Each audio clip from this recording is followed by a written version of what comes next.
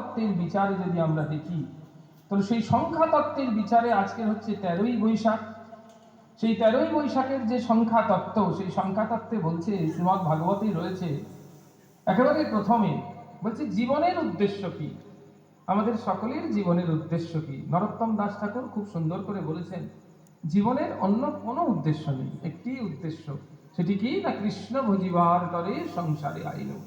আমরা এই পৃথিবীতে নরদেহ ধারণ করে এসেছি, মানে নরদেহ ধারণ করে আসতে পেরেছি, দুর্লভ সুদুর্লভম নিদেহ মাধ্যম সুলভম সুদুর্লভম, সুদুর্লভ নরদেহ পেয়েছি, তার কারণ হচ্ছে কৃষ্ণ ভজিবার তরে, শুধু ভগবান শ্রী গোবিন্দের ভজনা করব, তাকে নিয়ে থাকবো, আর আরাধনা করব, তার ভক্তদের সেবা করব, শ্রীমদ্ ভাগবত রস আস্বাদন করব, এইসব কারণে আমাদের এই নরদেহ ধারণ, নরতনু ধারণ, নরবপু ধারণ।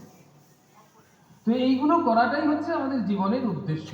তাই বললো জীবনের উদ্দেশ্য কি না, জীবনের উদ্দেশ্য এই বিষয় সুখ অর্জন করে বিষয় আনন্দে মেতে থাকা নয়। তাহলে কাকে নিয়ে মেতে থাকা না, আত্মাকে জেনে আত্মানন্দে মেতে থাকা, এটি হলো জীবনের উদ্দেশ্য। তাহলে এই আত্মানন্দে মাততে গেলে আমাদের কি করতে হবে, এই জড়জাগতিক 13টি বিষয় তাতে অতিক্রম করতে হবে। শ্রীমদ্ ভাগবত বললেন সেই 13টি বিষয় কি কি, প্রত্যেকটি বিষয় আমাদের সঙ্গে যুক্ত হয়ে রয়েছে। এই 13টি বিষয় আমরা সাধারণভাবে বলি আনলাকি 13, কিন্তু এই ত্রয়োদশ বিষয় যদি আমরা অতিক্রম করতে পারি, তাহলে সেই চতুর্দশ রূপে রয়েছেন কি একেবারে স্বয়ং সেই ভগবৎ সাক্ষাৎকার।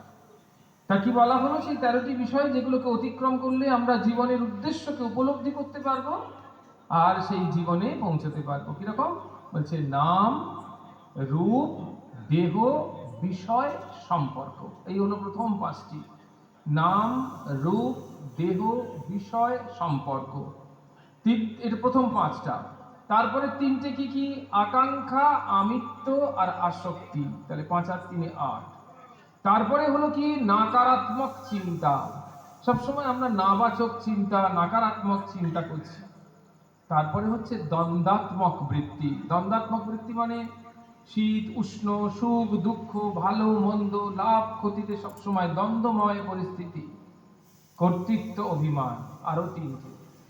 তারপরে হলো ভেদ বুদ্ধি, তারপরে হলো হীনমন্যতা। এই হলো আমাদের 13টি বেদ, 13টি বাধা, 13টি অন্তরায়।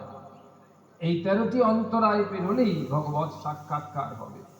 তাহলে 13টি অন্তরায়ের প্রথম কি কি বলা হলো, বলছে নাম রূপ দেহ বিষয় আর সম্পর্ক। মানুষ যখন জন্মায়, মনুষ্য দেহ ধারণ করে, তখন একটি নাম পায়, একটি রূপ পায়, একটি দেহ পায়। আর এইগুলো পাওয়ার পর সে কি নিয়ে থাকে না, বিষয়, রূপ রস শব্দ গন্ধ স্পর্শ, এই বিষয়গুলো নিয়ে থাকে। আর প্রত্যেকটি মানুষের সঙ্গে তার একটি সম্পর্ক স্থাপিত হয়, নানান রকমের সম্পর্কে একটি মানুষ যুক্ত হয়ে যাচ্ছে। একই মানুষ কারুর মামা, কারুর কাকা, কারুর ভাই, কারুর বন্ধু, কারুর দাদা, একই মানুষ, এরকম নানান রকম সম্পর্কের মধ্যে রয়েছে। এরপরে কি জন্মাচ্ছে, বলছে আকাঙ্ক্ষা জন্মালো, আমিত্ব আসক্তি, তারপরে নাকারাত্মক চিন্তা জন্মাচ্ছে, দ্বন্দ্ব রয়েছে, আর কি কর্তৃত্ব অভিমান, যা কিছু করছি সব আমি করছি, আমি করছি বলেই হচ্ছে, আমি না করলে হতো না, আমি অপরিহার্য, এটি হলো আত্ম অভিমান বা কর্তৃত্ব অভিমান। তারপরে ভেদ বুদ্ধি, উচ্চ নিচ বিচার, আর সবশেষে রয়েছে হীনমন্যতা, সবসময় মনের মধ্যে একটি হীনমন্যতার ভাব কাজ করছে। এই 13টি বিষয় ভাগবতী ভাব বললেন, এই 13টি ভাগবতিক অন্তরায় অতিক্রম করলে আমরা ভাগবতী ভাবে প্রবেশ করতে পারব।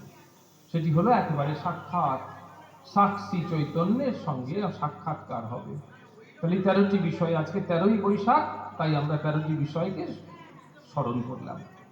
দ্বিতীয় আরেকটি 13টি বিষয় রয়েছে, সেটি কি কি না, আমাদের শরীর তত্ত্ব, যে শরীর তত্ত্ব